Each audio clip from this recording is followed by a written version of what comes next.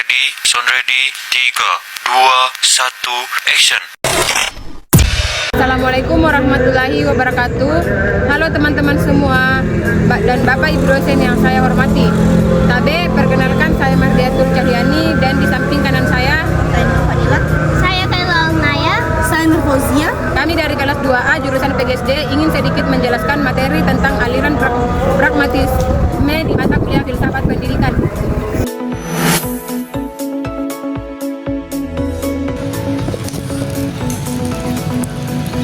Pernah gak sih kamu berpikir buat apa belajar teori kalau gak bisa dipakai sehari-hari?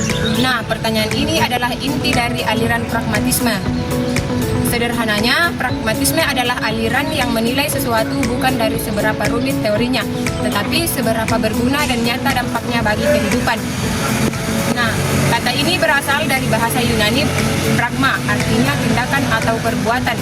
Jadi intinya, jangan cuma bicara tapi buktikan lewat tindakan. Dalam video ini, kita tidak hanya menjelaskan teori, tetapi juga menunjukkan bagaimana contoh penerapan pembelajaran di sekolah dasar. Yuk kita bahas selengkapnya. Simak baik-baik penjelasan dari kami ya. Halo semuanya, mari kita kenalan dulu sama tokoh-tokoh di aliran ini. Nah, yang pertama yaitu ada Charles Babbage yang pertama kali mencetuskan ide ini, lalu ada William James yang melengkapinya. Tapi yang paling terkenal di dunia pendidikan adalah John Dewey, bapak pragmatisme pendidikan dunia. Ada 3 kalimat kunci yang harus kamu ingat. Yang pertama yaitu pendidikan itu hidup, bukan persiapan hidup apa yang dipelajari di sekolah harus sama persis dengan tantangan yang kita temui sehari-hari. Yang kedua yaitu belajar dengan melakukan, gak cukup cuma dengar dan hafal. Kamu harus coba praktik dan rasain sendiri. Yang ketiga, tidak ada kebenaran yang abadi. Nah teman-teman, seperti apa sebenarnya cara penerapannya di sekolah dan apa bedanya dengan cara belajar yang lama? Dalam pandangan pragmatisme, siswa bukan lagi dianggap sebagai wadah kosong yang hanya tinggal diisi materi pembelajaran, melainkan sebagai tokoh utama atau pusat dari seluruh kegiatan pembelajaran, sedangkan guru berperan sebagai teman, pembimbing, dan fasilitator yang siap membantu saat siswa menemui kesulitan. Proses belajarnya enggak cuma dulu di kelas, kita belajar sambil eksperimen, kerja kelompok, buat proyek, atau kunjungi tempat nyata.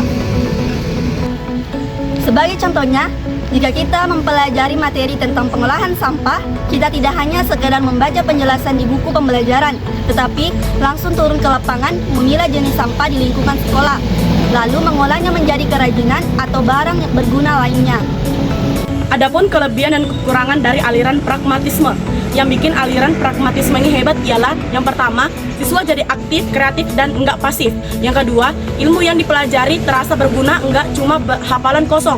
Yang ketiga, bikin kita terbiasa cari solusi kalau ada masalah. Tapi ada juga yang perlu diperhatikan. Yang pertama, kadang terlalu fokus kegunaan praktis sampai lupa ajarkan nilai budaya, agama, dan moral yang enggak bisa diukur cuma manfaatnya. Yang kedua, sulit diterapkan kalau sekolah belum punya alat atau tempat praktik yang cukup.